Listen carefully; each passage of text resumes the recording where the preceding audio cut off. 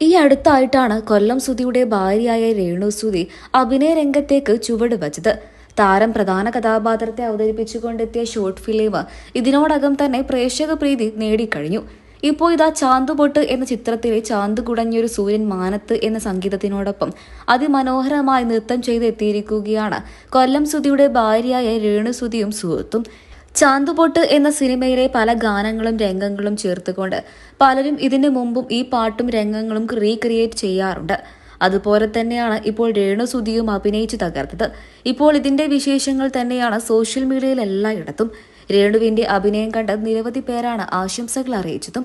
ഇത്രയും റൊമാൻറ്റിക് ആയിട്ട് നിങ്ങൾക്ക് അഭിനയിക്കാൻ സാധിക്കുമെന്ന് ഞങ്ങൾ കരുതിയതേയില്ല.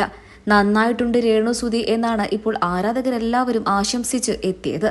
അതേസമയം എന്തിനും കുറ്റങ്ങൾ മാത്രം കണ്ടുപിടിക്കുന്ന ചിലരുണ്ട്. അവർ വീണ്ടും വിമർശനങ്ങൾ അറിയിച്ചുകൊണ്ട് തന്നെ എത്തിയിരിക്കുകയാണ്. ഇതിനു മുൻപ് രേണുവിനെക്കുറിച്ച് ഇത്തരത്തിലുള്ള വിമർശനങ്ങൾ സോഷ്യൽ മീഡിയയിലൂടെ പുറത്തു വരാറുണ്ട്. ഭർത്താവ് മരിച്ച ഒരു പെൺകുട്ടി സോഷ്യൽ മീഡിയയിലൂടെ റീലുകൾ പങ്കുവെക്കുന്നതിനായിരുന്നു വിമർശനങ്ങൾ. വകതിരിവില്ലാത്ത അത്തരം പേരുടെ വിമർശനങ്ങളൊക്കെ തന്നെയും രേണു സുധി തള്ളിക്കളയുകയായിരുന്നു.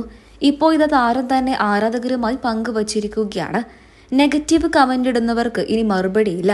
നെഗറ്റീവ് കമന്റുകൾ കണ്ടില്ല എന്ന് നടിക്കാൻ തന്നെയാണ് എന്റെ തീരുമാനം എന്നായിരുന്നു രേണുവിന്റെ വാക്കുകൾ. തൊട്ടു പിന്നാലെ നിരവധി പേരാണ് രേണുവിന് ആശംസകൾ അറിയിച്ചും എത്തിയത്. വിമർശകർക്കെതിരെ ഇതിനു മുൻപും പ്രതികരണം അറിയിച്ചുകൊണ്ട് രേണു സുധി എത്തിയിട്ടുണ്ടായിരുന്നു. രേണുവിന്റെ വാക്കുകൾ ഇങ്ങനെയായിരുന്നു: എനിക്ക് ജീവിച്ചേ മതിയാകൂ. എൻ്റെ മക്കൾക്ക് എന്നെ ആവശ്യമുണ്ട്. അവർക്ക് വേണ്ടി ഞാൻ ജീവിക്കും.